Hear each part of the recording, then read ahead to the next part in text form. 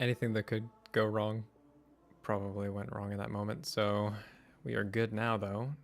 Hopefully. Hopefully. Give me just a moment to get my bearings.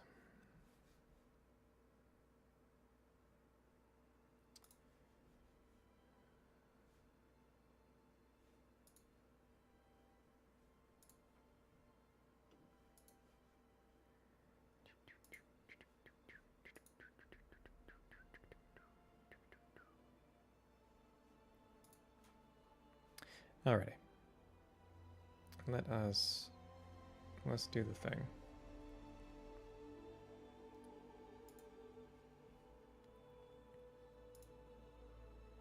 Cool. All right. So today we're going to be looking at monsters in Distal and also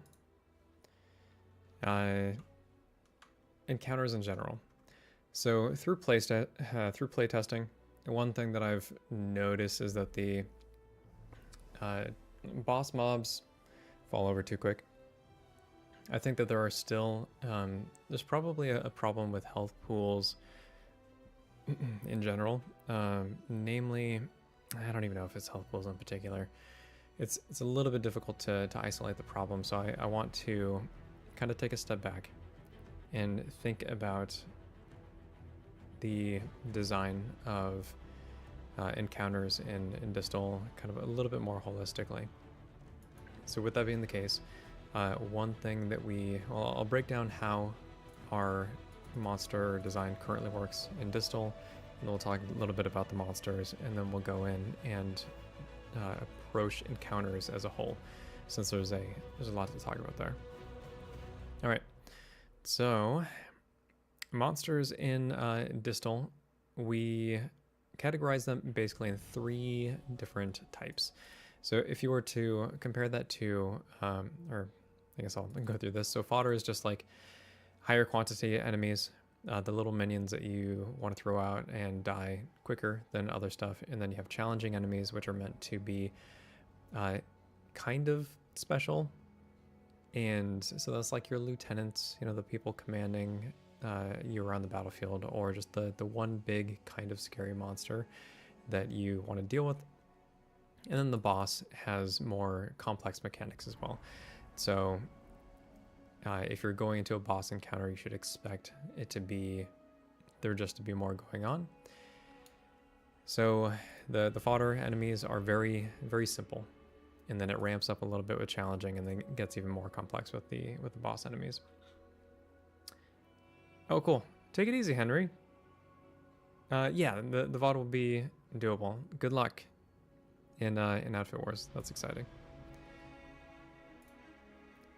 Cool. So the other thing that we do is that you have fodder, challenging, and then boss, but there's also 3 different types of health pools available. So you have fragile mobs, which are you can assign a fragile health pool to a monster that is meant to be more skirmishy or fight from range, or just kind of a glass cannon. And then the creatures that you want to tank, that would be the meat shield tag next to their name. And you just we just give you that information within the characters, or within the mob's design itself. And I'll go through that a bit as well. If it doesn't have one of these 2 tags, that means that it has the normal base health pool. But that's all that it adjusts, is the health pool. Rather, that's all that it kind of tells the DM. I should probably say that meat shield style enemies, you can expect them to be more tanky, not just in health, but in the abilities that they have. So it kind of alludes to the role of a mob without having to be too granular. So I've been recently learning how 4th edition handled it, and they use really specific role archetypes, where like you have an artillery who is meant to attack you from a long distance away, or you have a skirmisher mob that's meant to be a little bit faster and more mobile, and then you have like a soldier who would be more tanky, and they're meant to like impede like play goalie, I guess, with some of the other characters, and then there's other stuff like that. Like I think minions are a mob type that's meant to be just like trash that you can roll over really quick. But I'm not sure if all that stuff is really good, and I could just bite that that design because it does make a lot of sense. I think it's easy to digest. However, there are some concepts that I kind of want to explore in the realm of designing encounters as a whole. I also don't know that sort of granularity is necessary to facilitate a good encounter. I don't know that you need it to be that precise. So an encounter in general, you kind of want there to be a diverse array of mobs, but at the same time, it's a little bit challenging because if you're managing, like if you don't have a table who is all for combat and they're really interested in the nuance of it, it can be difficult for a GM to keep track of what mobs do what. I have this problem a lot. Not even that keeping track of what all the mobs do necessarily, since I have the notes in front of me, but having to constantly reference them and bounce between different monsters. I also don't have like, I think one thing that I could benefit from is having more miniatures that are just like easily identifiable as different types of mobs. That might help create, you reduce the friction, kind of create the that connection a little bit better. But I would expect that a lot of people are kind of in a similar boat where combat can be very lengthy and more of a slog than streamlined. And one of the goals of Distal in general is to be a very tactical game, and that's reflected in a lot of the abilities, and everything is really granular, but that's all internalized for the player. Like the player needs to know their character sheet, and then basically that's pretty much it. So and also that character sheet will be with them for a long period of time so that they can just like learn it and keep going. A GM doesn't necessarily have all the time to know every ability of every monster in every encounter, and that's, I think, the challenge that I kind of want to solve for. But I don't know, that's just kind of musing out loud. I did come up with some ideas for ways to tweak things. As a baseline though, the system works fine. I think that the only change that I really need to make, if I just wanted to leave it as is and say, hey, you know, this is how it's going to ship, would be to scale up the damage more to make monsters more threatening. And that's something that we could totally do. It breaks away a little bit from... So the way that I've been scaling a lot of these monsters is that the amount of damage that they do is in parity with with the damage that some certain weapons do. If I try to make them a little bit more threatening, for example, so like a 2d6, 2d6 plus whatever, this is equivalent to a greatsword in this game. And then a lot of monsters have the ability to use a second attack because we're trying to balance out the action economy to make sure that the characters don't just, you know, that all the characters get an action and then a technique and then, you know, whatever else they can do to break the action economy. So in order to kind of balance that out a little bit, but make it really obvious how you're doing it, a lot of the second attacks are bound to the technique, which also means that if you inflict a daze on them, you can prevent them from using that second attack. So there's always a way to mitigate some of the capabilities that a monster has at their disposal. So it encourages you to do something other than just hit the thing. With that being said, so this is a boss mob, and it's meant for, so baseline is levels like 2 to 3. And that's another thing too, is that we tier the mobs because it's easier to keep track of, here, I'll go back up. So we kind of give them difficulty tiers.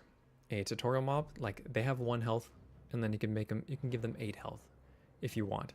And that would be at low levels, probably like 2 hits worth of life if they're lucky. But it's to give the characters an easy win, and you can do that at level 1 before they really come into their own as level 2 characters. But baseline mobs, level 2 to 3, every tier is associated with a standardized health pool, and then that health pool gets modified by either their challenge type or their health type. So a challenging monster is going to always have more health than a fodder monster, but if that challenging monster is also fragile, actually, I think that fodder or challenging with the fragile tag might even it out. I'd have to take a look at my numbers again, but that's kind of the process for how it goes. Another thing that we have to think about is, this is sort of adjacent stuff, so we won't talk about loot too much, but alternate health pools.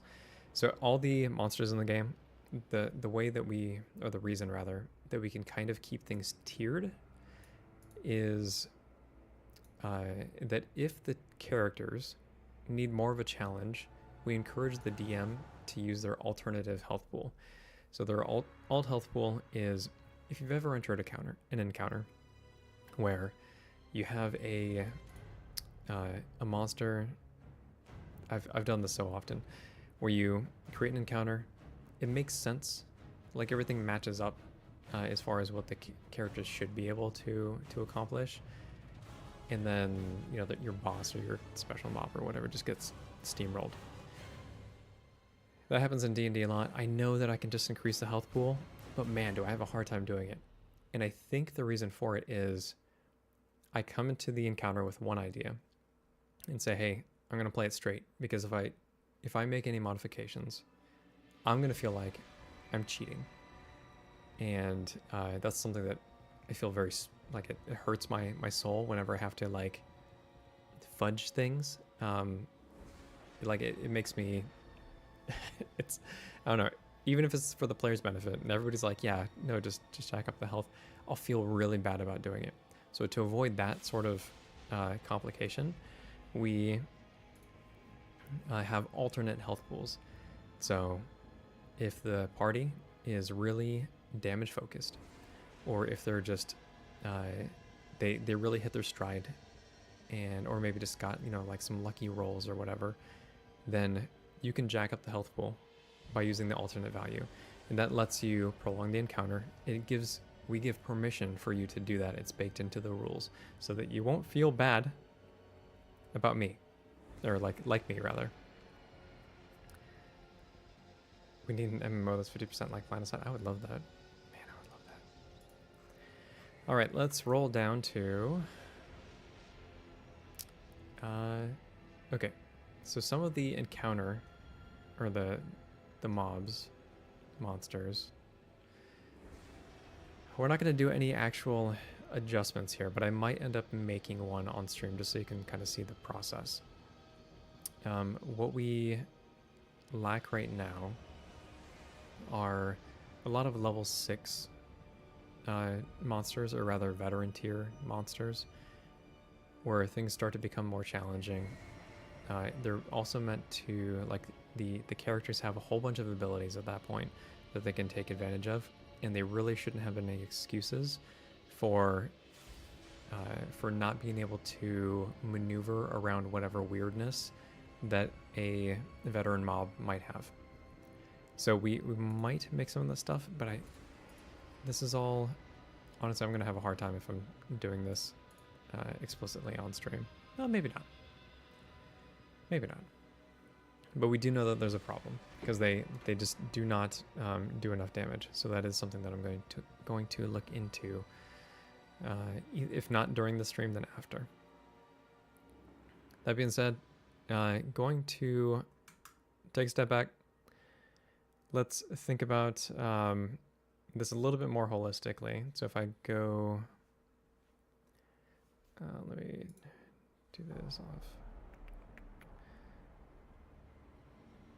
You can even roleplay the alt health pools like a goblin god pauses time and offers the player to gamble. Oh, that's fun. I think that's a fun idea. Yeah, you can explain away the alt health pools really simply by So for example, if you have 3 monsters, and then party just like takes dump on one, yeah, we got it.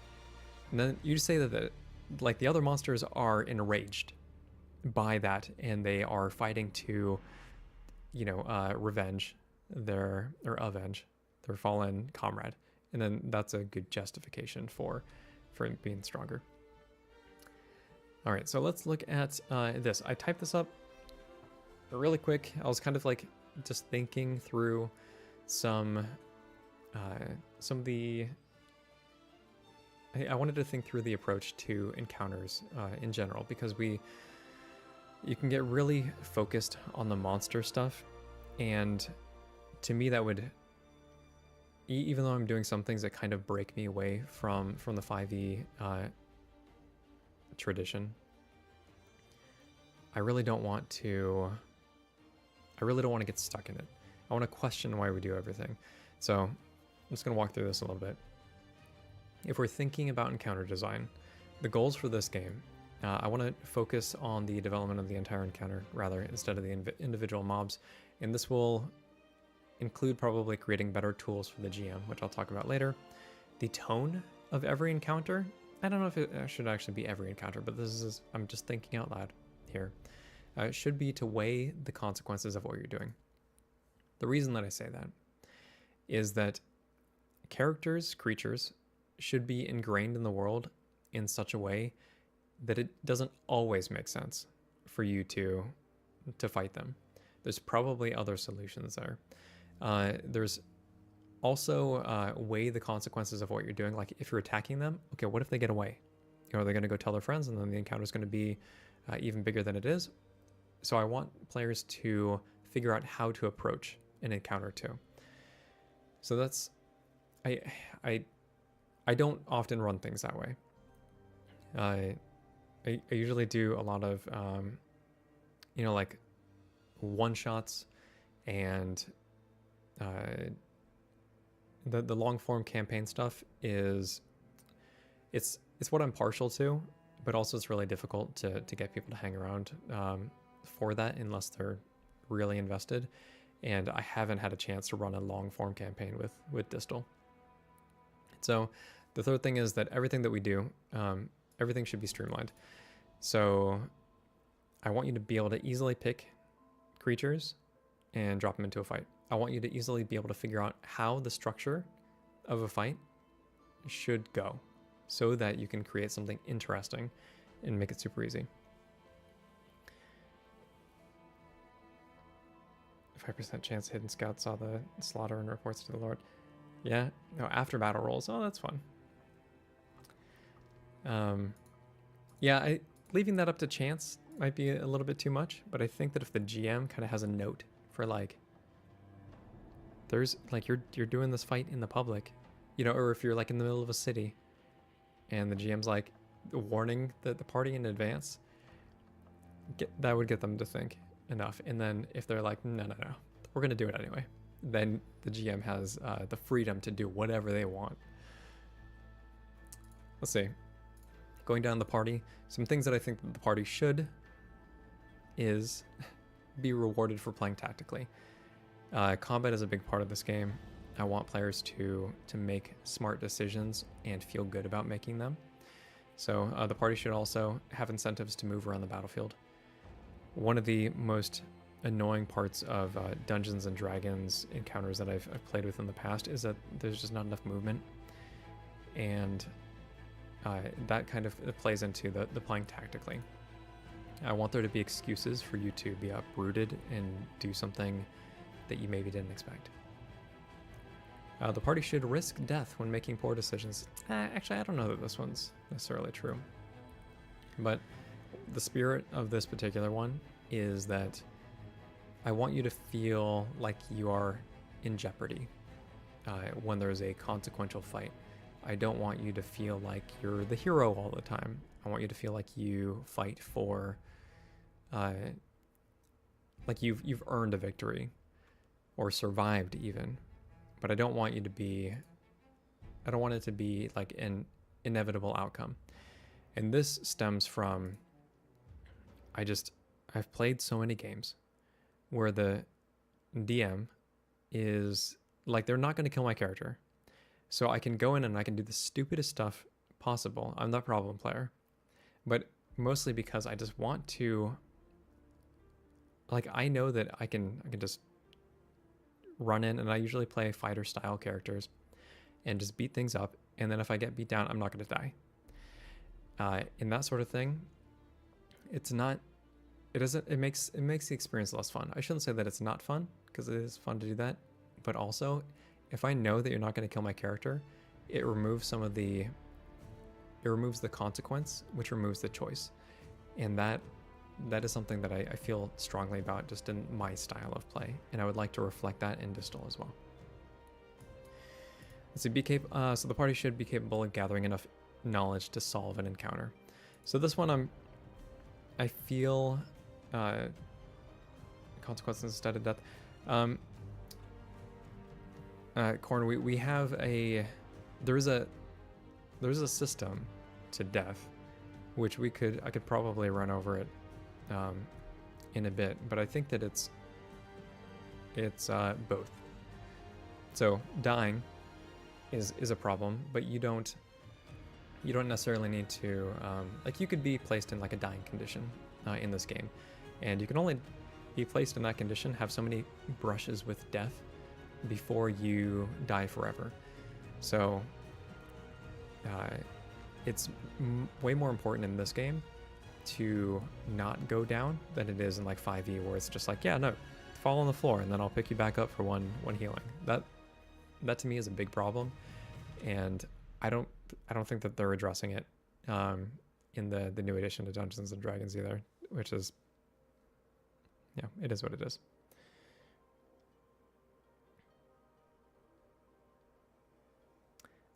In D&D, if I play a mage, I walk around with a backpack full of explosive potions because I die in one hit anyway. That's funny. I dig it. The players should not have to clean up fights that are basically over. This sort of thing probably comes down. So if we were to think about this, it's just like, let the creatures run away, or fast forward the victory, or make the creatures more deadly toward the end of the encounter. I learned very recently about how 13th Age does this. They have an escalation die. 13th Age escalation update. They have an escalation die, so like every round the combat becomes more intense, but it mostly benefits the player or the party, because their to hit increases. So you can land hits more easily, which means you clean the fight up quicker. I feel like that should work in both ways, where you're just becoming more desperate. And we do have desperation mechanics in Distal, for example. But those are mostly meant to change the fight, not necessarily meant to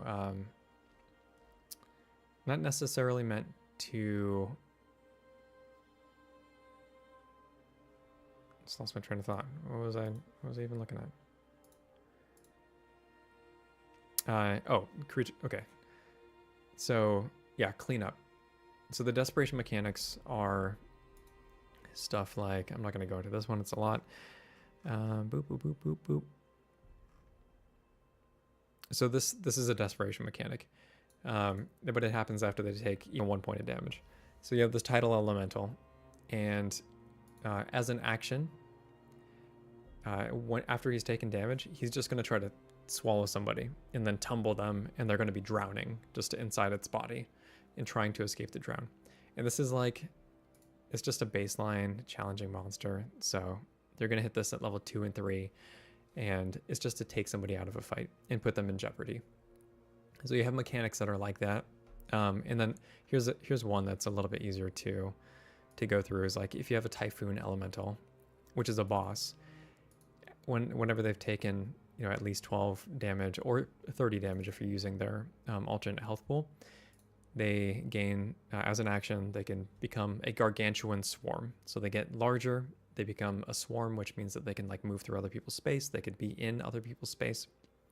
And while in this form, their movement is really slow because they're basically a big thundercloud or like a hurricane, I guess.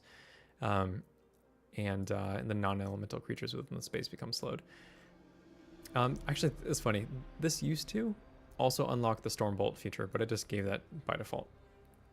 So it was meant to originally ramp up the encounter to where you could become bigger, and you're within range of like getting hit by lightning bolts, and that's bouncing around. It's just making everything more difficult.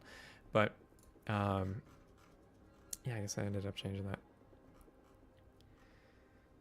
Yeah, and then like this one. So when this salamander, this is a veteran mob, so it should be really difficult. Except I just ran a monster with 60 health last episode session, and it kind of got beaten too quickly, and I probably should have used its alternate health pool. But I had like publicly stated, I was like, yeah, it's bloodied, which is probably a problem. Because then at that point I was committed. It's like, yeah, you've taken half of its health, it's bloodied. Little did I know that they just they were able to mow through the last 50% of health pretty quick. But this will be like, okay, Salamander's getting really roughed up. It's going to, and this is another boss, it's going to create volcanic fissures beneath you. And then every round, it's just going to create more throughout the entire fight. Like, you're just going to have to deal with it until the salamander dies. And then they're going to erupt. Like at the beginning, I think it's at the beginning of... at the beginning of each... round? This ability. I need to change the verbiage on that. It's at the... at the beginning of each round. Yeah, so at the top of the round, basically, creates a new fissure.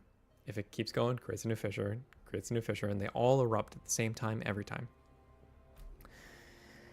Let's see. I usually play Cutthroat with players, first two characters to build tension, then use DM magic to keep them alive after. Yeah, and that's a good way to do it. I always feel I feel bad about doing that sort of thing. And I've had a DM in the past.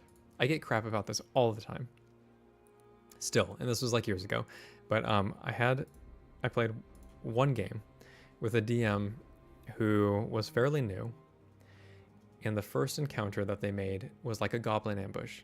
You're running down a road, you get ambushed by a bunch of goblins, and my character took Constitution as a dump stat, because I thought that would be fun. And it was for about 30 seconds. So my character was meant to be like a halfling who's lived, like, they're wicked old at this point. They've lived a long life. And the reason that they've lived a long life is that they're good at hiding. And they know the lands. And they're able to guide people, to places, but very wary of danger. So the first thing my character does is like, okay, runs into the forest, because the goblins were on the northern side, and then firing arrows and stuff. And I'm like, okay, cool. And then I try to hide myself.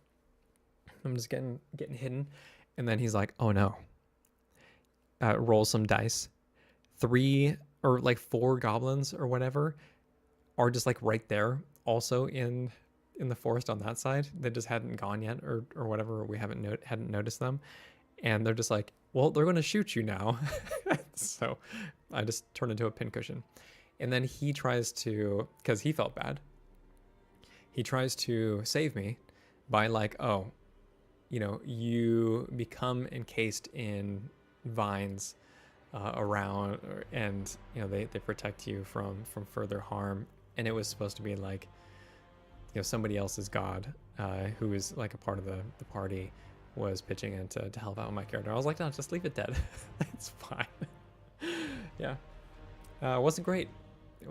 And I get, I'll never live it down.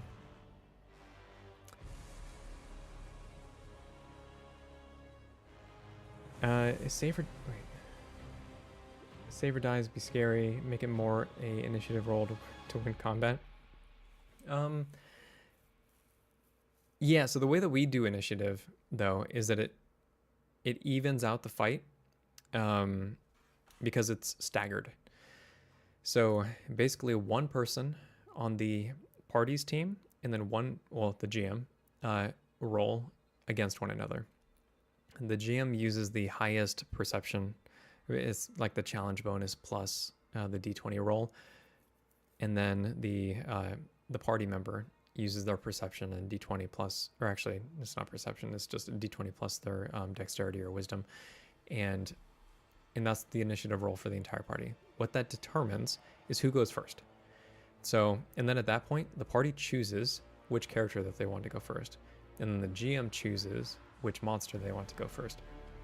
And it goes back and forth, back and forth, back and forth, back and forth. And if there's like more monsters than there are party members, then you just do the rest of the monsters at the end of the order. The reason for it is, I guess there's a few reasons. First of which is that there's a team building component. So if you know who is going to go first, you can allow that team member to be the one who like sets other people up. Have you ever been in a situation where you've played a character in D&D and you get a high initiative roll and you're like, I'm the healer, I don't want to go. Can I ready an action or like save my turn? And readying an action isn't always great either. So you're kind of just like, you're stuck. It's just like, yeah, I guess I'll just hide over here and that's my turn. So instead of doing that, we say, party members, choose which of you is going to go. And then eventually, you do this enough times, party's going to be able to figure out what strategies work best for the entire party in which situations, which is a really cool feeling because they can feel more like they can feel like they've grown together as an actual party, like as a team, because they now know what all the other characters are planning on doing, how they tend to fight, and they can help set each other up. And on the GM side, if party member goes, then the GM goes. It gives a lot of leeway for the GM to say, okay, this makes sense for this character to go first because it's closest. It was the one who noticed the action before anybody else, so it's going to run up on you. In contrast, in D&D, you'll have a situation where some creature rolls initiative and it's just like somebody that's totally irrelevant to the fight. And then you have to figure out, very similar to the other situation on the party side, just like how to narrate it so it makes sense. Why does the goblin all the way in the back of the room, why are they the ones to notice you when you like literally ran face first into these other goblins? So it allows the GM to shape the battle narratively, and then also make sure that any important characters that you want to make sure get a turn in are able to get the first turn. So if I have a boss character, like you've run into my lair, I might want that character the boss to go first, instead of like, oh no, I rolled really crappy initiative, so the entire party goes first, and then I guess I'll just deal with whatever health I have left instead of doing the cool thing. Like, that's no fun either. So anyway, that's why we stagger initiative back and forth. It works pretty well. I don't know that I'm 100% sold on it, but again, it works pretty well. Let's see.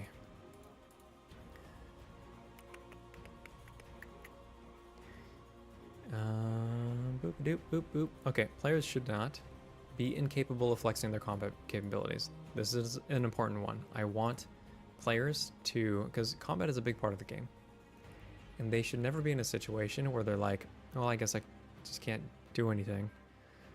So give them multiple targets. Give them ways to benefit the combat that maybe isn't even necessarily combat itself. Like, you can build a mobility-based character in some cases, and if you give the players more ability or more leeway to flex that particular muscle, then they'll feel good about it. Wouldn't Wizard or Sorceress just CC spam open and any fight super quick? Black Tentacle. Yes, so in D&D, that would absolutely happen. In Distal, the game that I'm making here, it's much more rare to find abilities that will flatly ruin a combat.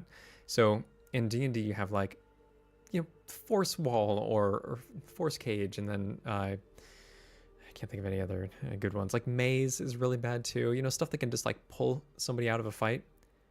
That sort of stuff sucks. So it's not actually going to be built into this particular game, not because it's not cool, but because it's very difficult to account for, and because of that, we've, instead of let me see, the way that spells work in Distal is the higher level a spell, the more, this isn't always the case, but it usually takes more of an investment to perform. So for example, you have really high level spells that are meant to, like a level 4 spell is basically meant to be a regional problem. It's the type of spells that you have with evil bosses, like raising a legion of undead. Like that is a level 4 spell.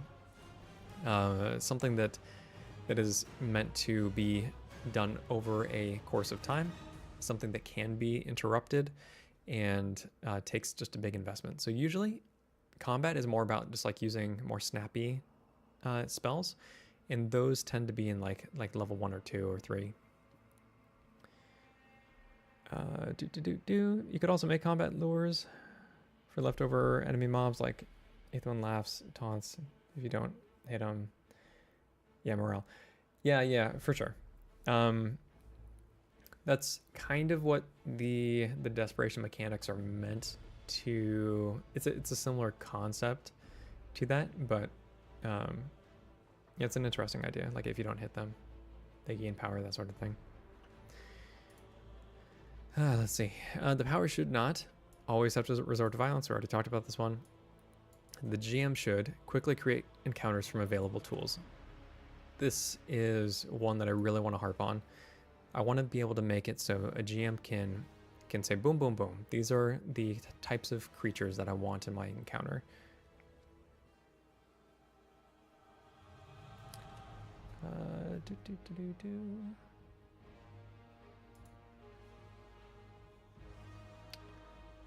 Just a moment.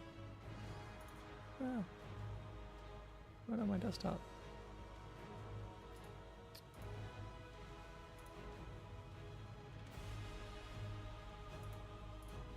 So my stuff all jacked up. Are there any fun critical ones as well as 20s? In this particular system, critical failure, I don't have rules for it. I don't know that I even necessarily want rules for it. Also, hi Mithril. Oh Jesus! Please don't with the PlanetSide 2 stuff. We'll be good. We'll be good without it. I really don't want to derail the stream anymore. And the only thing that happens with natural 20s currently is a critical hit in combat. Like it's not an auto success for whatever, but you're probably going to succeed anyway because our modifiers are lower in this particular game. Let's see what else. Okay, so easily keep track of abilities for each creature. Again, this is something that I struggle with certainly, and I'm imagining that other GMs struggle with as well. Simply because, no worries, Andrew. Simply because you can sometimes enter a situation where your creatures have a spell list. It's just like, okay, well, do you know all of the 20 spells in the spell slots by heart? Are you going to write them all down? Or are you going to just pick the like certain specific ones that they're going to use? Are you going to pick those and then forget about them? Sly Flourish, so Mike Shea from Sly Flourish, says that he has never once run a Lich encounter correctly because it's just they have too much stuff going on. So doing this or thinking about this is something that I want to explore. The GM should also have the ability to evolve an encounter as it progresses, so that's desperation mechanics are a good way to do that. Also thinking about some other ways. and then the GM should make use of secondary objectives. This doesn't need to always be the case, but would probably be better served if it were the case. Just giving something for characters to do that isn't necessarily super heavily combat invested, but it always also isn't necessary. I think that's secondary objectives just tend to make an encounter more rich. Playing with giant monster cards with all the info is better than a book full of monsters. I totally agree. Yeah, if you have the peripherals there to use, then it's way easier to keep the cards on hand. I want to show you something cool. I'm really excited about this. Give me just a second.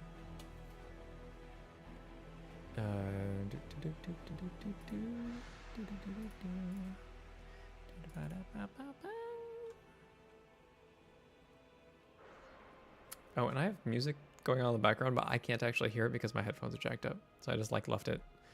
I don't know if it's too high, too low. I don't know if my chirping is jacking it up or not. But, okay, check this out. So if you're in the Discord, you've already seen this. But, let's see if I can dox myself. I hope not. Okay, I don't think so. All right, so I made a little... I'll probably make one of these for 5e too. I haven't seen anybody do them. They probably exist. But for Distal in particular, I made post-it notes that are... you can probably purchase them from the store, but I'm having them send me a sample first, just because I want to check the quality. Anyway, so you can write down stats, and then you just like stick that stuff on your monitor, on your desk, whatever, all the information that you need, and it's in your shorthand instead of having to print out, you know, all like a proper character card, and see all the extra stuff that you may or may not care about. So you can write in its defense, you can keep track of its health, you can write in its challenge bonus, which affects the rolls and stuff. If there's any loot or like important notes that you want to keep track of, just write that stuff down on a little post-it, and there's a place for everything. I thought that was fun. I was very, very satisfied with it. Anyway.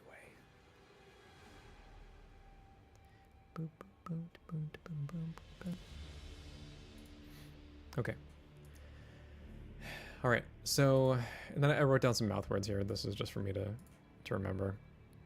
I was thinking about like, okay, how should we achieve these goals? I was thinking maybe. Okay, here's some cool stuff. So when it comes to encounter design and keeping track of what attacks a creature has, or what their abilities are and that sort of thing, one thing that I was thinking about is, instead of starting with the monsters, picking monsters, what if you always made monsters and you just spoke on them narratively? So you'd pick basically attacks. So pick from a list of attacks based on the types of mobs you want in your encounter. So this is heavy investment from the GM, even though, actually, yeah, I guess it is kind of a heavy investment. So I'm not sold on any of this, but it's something that I'm thinking about. Like, what if you had a list and you're trying to find an attack that leeches life? So you'll go through, say that you as a GM that you are in a campaign that has a lot of undead presence, and the party enters a tomb, and you know that you're going to have an encounter there. What sorts of attacks do you want your creatures to deal with? Like, maybe if they haven't done this before, maybe the creatures that they come into contact with are going to have the ability to leech your health away. So then you'd go in and say, like, okay, this is the health leech attack. I'm going to write that down. I know that based on the relative party size and their level, that I'm going to have 4 fragile health monsters, and then I'm going to want 1 big bad. And then maybe and then at that point you would just throw the little husks of miniatures around the map. It doesn't even matter what else they have, and you'd say like, okay, well, they all have this attack. That's something that you could do. Or if you had like 3 different creatures, so you wanted 1 range, 1 physical, and then 1 that is more ambushy or maybe has reach or something like that, you could write down 3 separate attacks, and then you plop the miniatures down on the map, and you just give them, you say like, okay, this one has a bow, this one has a whatever, and this one has cast spells or whatever you chose for your attack. And that could be a way to simplify the design of an encounter from the GM's perspective. They could just pick the actions that they want things to have and then start with that. Music is fine? Okay, thank you.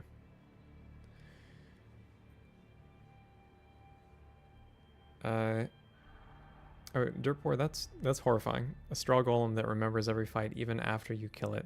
Like a soft version of the Terminator. That sounds like a Halloween episode, like a little mini campaign that you can run with your players. But anyway, this is a concept that I was thinking about. And another one that I was thinking about was encounter skills. So all of, actually not all of, but many of the mechanics here for like desperation, they could just be like layer actions essentially, or like you could have a GM write them down, and sorry, it's all good. You can have a GM write them down, but just assign them to any creature that it made sense to do that for during the encounter. I really wish that I could stop. I need to be able to, okay. See my big dumb face for a little bit. I need to get better about my transitions because it's becoming tiresome. All right, but you could have encounters as a skill. So maybe, or even just maybe you have a skill like that's shared between all the creatures there, and that's just something that you keep track of. Like, oh yeah, no, they're all they all leave behind fire when they walk. If you're dealing with, you know that you are in like a forest and maybe the encounter is meant to be some sort of, unexplainable wildfires, you just say that as a GM, like you come across a bunch of small, fast-moving imps, and, this would be a part of a list though. So it would be more legit than this. But you can just like assign that to them, and you don't need to have an actual mob. Like it's like, oh, I don't need to pick the level 3 imp to make this encounter work. I'll just give it this ability, and then that's what I'll keep track of. I'm a 4E player. Are there quick spells or skills that don't require rest to recharge? Sorry, I just joined the stream. So a lot of the resources in this game are, see, if you played 4E, I don't have a lot of familiarity with 4E, but Dungeons and Dragons stuff in general seems to recharge, like you have a certain amount per day or whatever. I tried to get as far away from that concept as I could and make everything an ability, and the cost of which is either a certain state in which you have to be in order to make use of it, or it would be or your action economy. So here, I'll go through this real quick and find a good example. Oh, okay, hold on. So if we scroll all the way up to the top, by the way, these rules are totally free. You can download them from playdisrpg.com or distalrpg.com. One of those names is more fun than the other. But that's, this is more than 120 pages. It's a full game. You can play it start to finish. It's just in alpha, so I'm continuing to develop it. Let's look at the, okay, so here's an example. Okay, quick spells or skills. Yeah, so let's go down to, this is a Berserker class. The Berserker can, if you take this class signature, basically at every 3 levels, you have an option for your class instead of being like only having to choose one thing. And then at every 2 levels, you have what are essentially feats called specializations. But anyway, this class can place a rune mark, which is like a a magical rune on the ground as a technique. Technique is a bonus action. That's all you need to do. You drop it, but the conditions for its use are half of any damage that you receive to your health pool can then be distributed in a manner of your choosing as regeneration to allies within the space. So it's not for you. It's like you drop it on the ground, an ally comes stands in it, and when you take damage, they regenerate health. So this, after it's done, you can drop another one. If you can only have one rune mark of any type up per minute, but it's just uses your action economy. Same thing with the Begging Death rune mark. So as an action, while the Blood Rush ability is active, Blood Rush it's triggered whenever you're bloodied, and there's other ways to trigger it too, which is why it's kind of its own thing. But so while you're in a really jacked up state, you drop a rune mark, and as long as you are standing in that area, the first melee attack that you land becomes a critical strike. But it's like yeah, and after you trigger the rune mark, it's destroyed. You can use your action to drop another one, but an action is a really big investment. So that's where my head is at for a lot of these things, is that you're asking the player what the best use of their economy is every turn. There are actually, the name of the game though is breaking your action economy. Try to, if you can figure out the best ways to do that, then that's how you optimize in this particular game. I'm really excited about people figuring out the best ways to do that. And then, so here's a Magister. You asked about, so you asked about casting. This is a class that breaks the rules, right, from level 1. Well, from level 2. So the Magister it's like a wizard. As an action, and this is just a thing that they can do, as an action, they can make their weapon or spell attack. If they would miss the target by like rolling under its armor class, which is defense in this game, then you could say, I'm not gonna do that actually. And then you could use a different action, so long as that other action doesn't require that you roll a d20. So chances are you're not making another attack. You could cast a spell that doesn't take a d20. So if it's like you cast it on the enemy and then they need to make a save against it. They also have a thing called Gather Power, which is, as an action, you temporarily recharge one spell slot that can be used to cast planar or weave spells, or your other class abilities. The spell slot becomes depleted at the beginning of your next turn. So you basically, if you roll your attack and it wasn't going to hit, you get to use an action from the calculate ability that I mentioned earlier. This one doesn't require d20 roll, so you can gather power and basically get a temporary spell slot.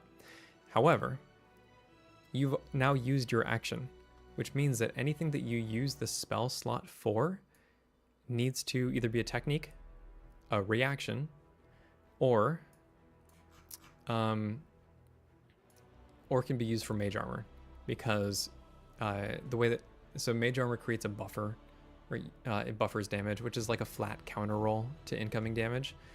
So if you receive mundane damage, which is slashing, piercing, bludgeoning, then you can expend a spell slot to help mitigate that damage, basically. So there's like a bunch of fun little interactions, and this game is all about like like the abilities and figuring out how to stack them in a way that makes sense. But you also have to keep track of a whole bunch of ability stuff, and I think that's probably the most difficult part of this particular game, because every level you're getting something new, and it could just be something like prismatic armor. Your mage armor can now buffer spell damage as well. It could be something small like that, or it could be something that's just like, there's this whole new ability now that you also incorporate into your turns and stuff. So it could be a lot. This is not a rules light system. There's a whole lot going on. Anyway, I love these classes. It's a lot of fun to design them, and even more fun to watch people play them. Let's see, what else are we going through? Okay, jump back into this. Okay, so I don't think so. It's now 9 o'clock. I'd only meant to be on for an hour, and we've made no progress at all. But I've talked a lot, so that's always good. So when thinking about encounter design, approaching it holistically, these are the I've already laid out all of the I've already laid out all the goals. I think the biggest one that I need to kind of buckle down and focus on is, how do I give tools to the GM to make their lives easy so that they can create proper encounters. Part of that is going to come down to balance, like how strong does everything need to be. I do have a language for it, but and it all works. The veteran mobs need to do more damage. That's like a concrete thing that I've identified. However, but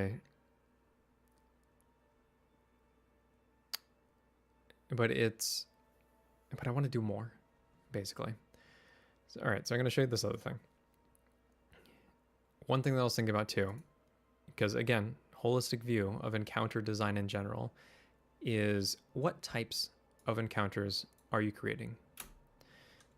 Just delete everything. And why bullet? Why make bullets?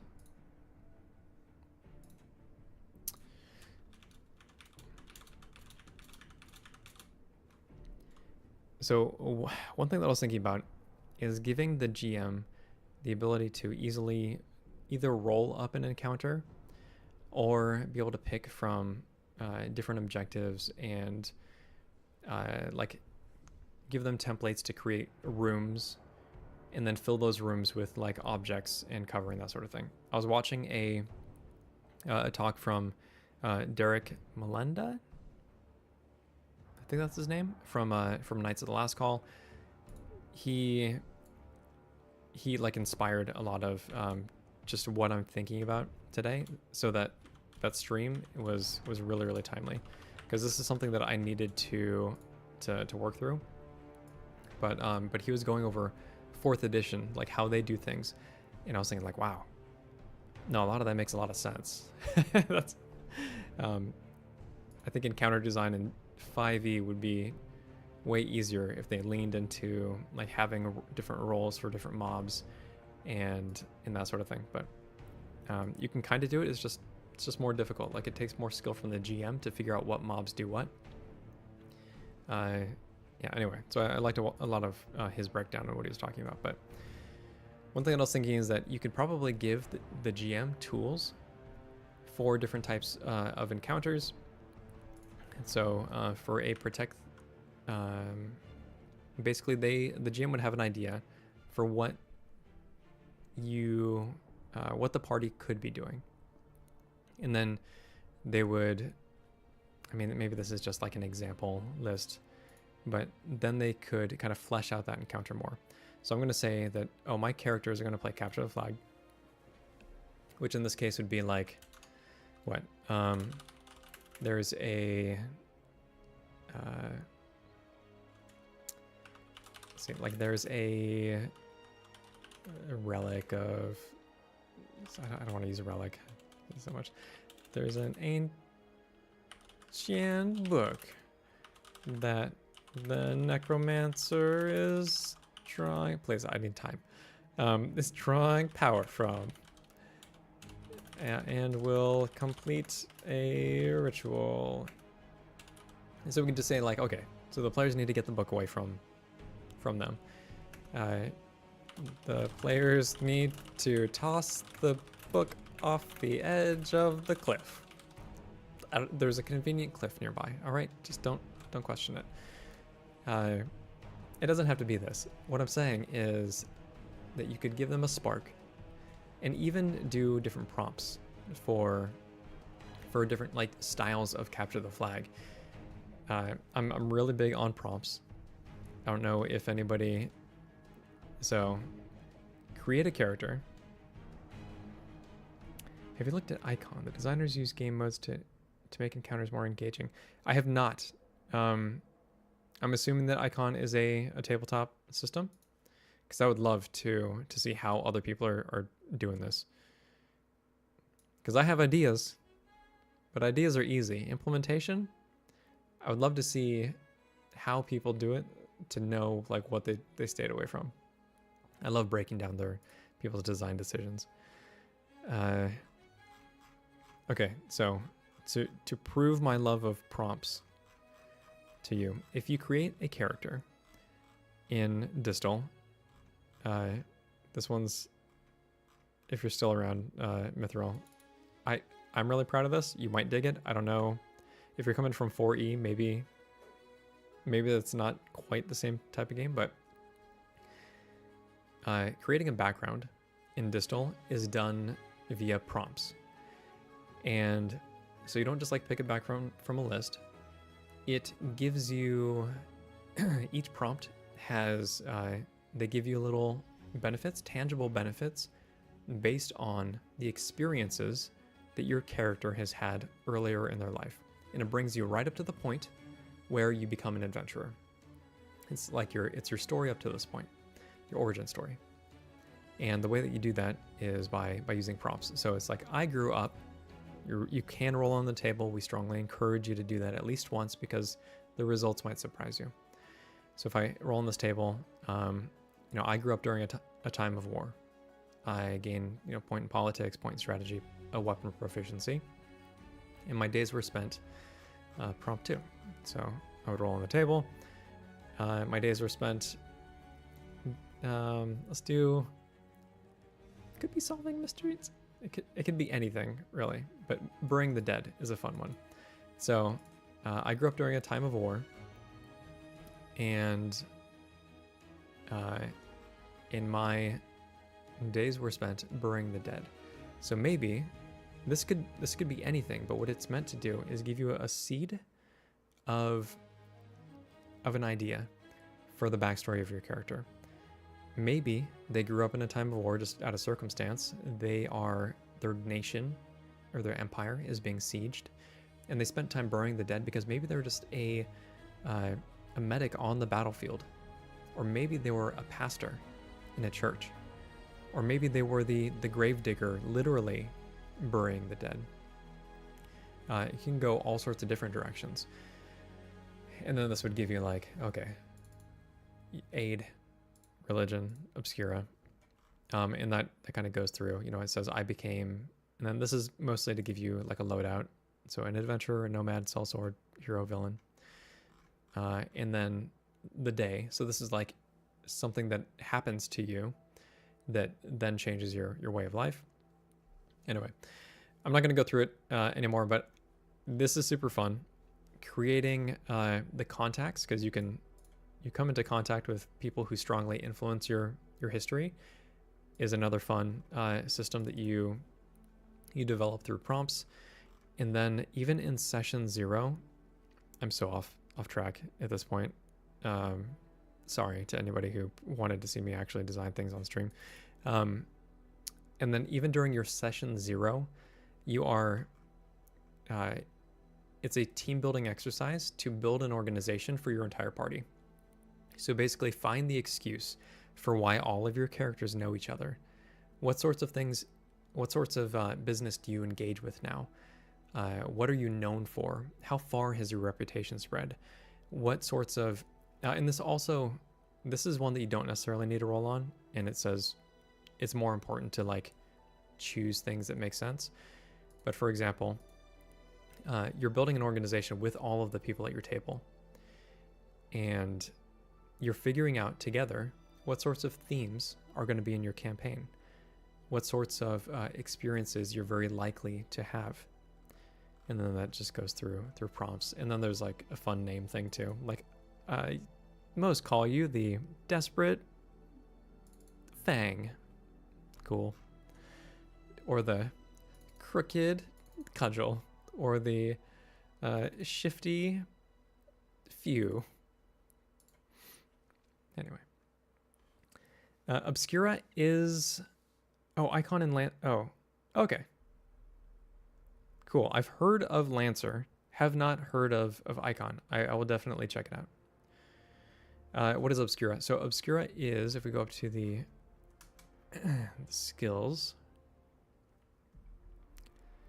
and I swear I'll get back to attempting to design things. What am I doing? Where do these things live? Perfect combat? No.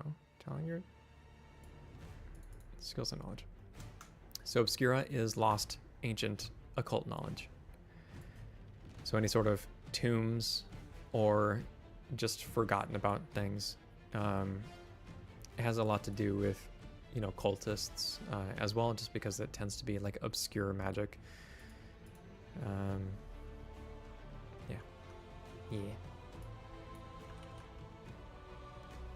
I really like this group building session, super involved, breaks the ice among strangers. Yeah, totally agree. I was very excited about that concept too. But prompts are, if they're specific enough, but not hyper specific, then it could spark imagination while making sure that, so it's a difficult thing when somebody says, yeah, no, you could do anything. And the people are like, what is anything? What do I do? You know, that kind of choice paralysis almost, kind of, sort of. But if you give them like clear banks to the river and say, this is how the world works, which, you know, where are you at in this world? Then I think it's easier for, at least for me, to kind of like free my creativity. Finding reasons for things to be the way they are is kind of what a GM is doing anyway. And and what players are doing too, as they're kind of like, well, I guess players are mostly responding to it, but anyway. All right. Things and stuff. Okay, so anyway, you could say that in an encounter type, capture the flag, there's an ancient book, blah, blah, blah, blah. And this would give the players an objective. And then that encounter can have different assets. So you think about things like traps and hazards, which would be like difficult terrain, or a spike pit, or you know, the lava that you please do not touch. Rooms and walls. So like if you have, actually, here, let me move this one back up. So how I imagine this encounter areas is you have, like, you could pick, you know, where's this encounter taking place? And then if it's an open field, you can give them some predefined shapes. So it's just, instead of giving them, I guess, a battle map, you can say, you know, it's a bean shape, which would be just like oblong and then have a little, you know, indentation. Or maybe it's like, how do you spell Colosseum? Style, no, it doesn't matter. Or maybe there's like a high point in the middle. I don't know. These ideas aren't fleshed out, but the point is that if we can give the GM things to draw on a map, tell them where the creatures would go, and then let them fill that place. Actually, I guess they would determine where the creatures go based on what they fill it with suggested things. So like maybe like a room is, okay, you know, there is an outhouse, you know, or The walls are like, you know, crumbling infrastructure. These are assets so that they can just like place down. And this is only to spark imagination, but you could potentially come up with a way for a GM to roll on a bunch of tables and then know exactly what type of encounter that they would be creating without having to figure it all out by themselves. One issue that I run into is that I 100% have a default when it comes to, I don't know what encounter I want to run. I need to make something up quick. Usually it's like, okay, there's a hallway, it expands into a room, and then there's, you know, different kind of like pathways around it, or there's like different, or it's usually like a cavern and there's a bunch of different like openings. Like that's my default. So yeah, you're gonna go fight the big spider. It takes place in the middle of this massive cavern. There's a whole bunch of really small holes in the wall, and that's where the enemies come out. What if you could give more concrete examples so that lock, that default, doesn't necessarily need to be there? I think that would be a really powerful tool for GMs.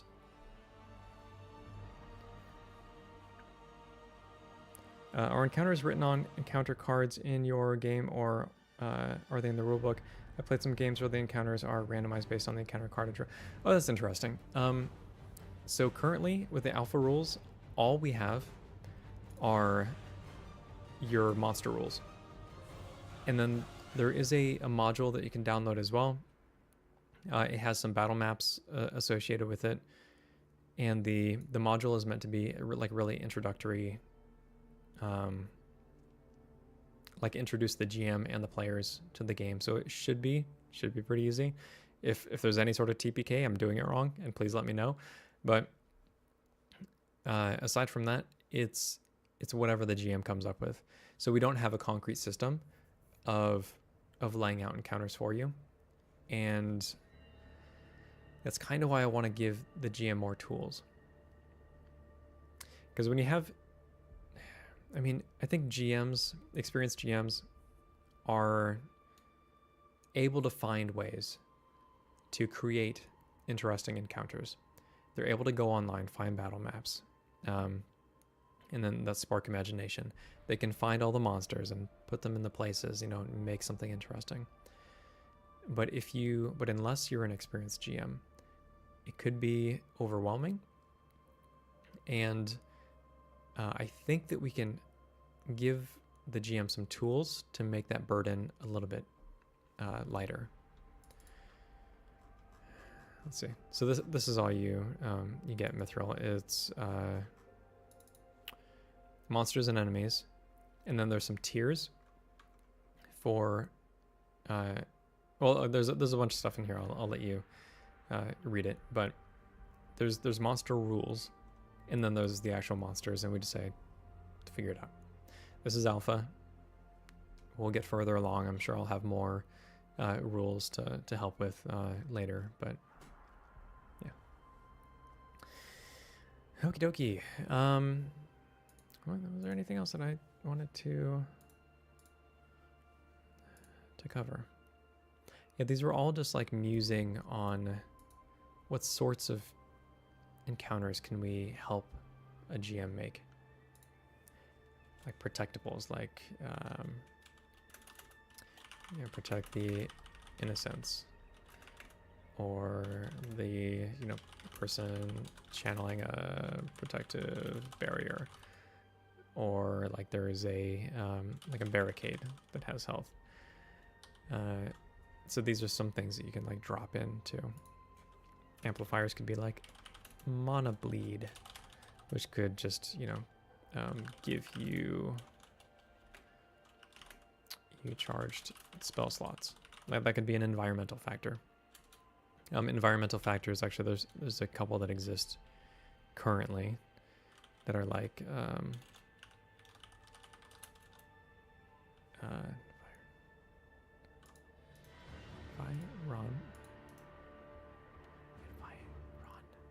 environmental. What did I do?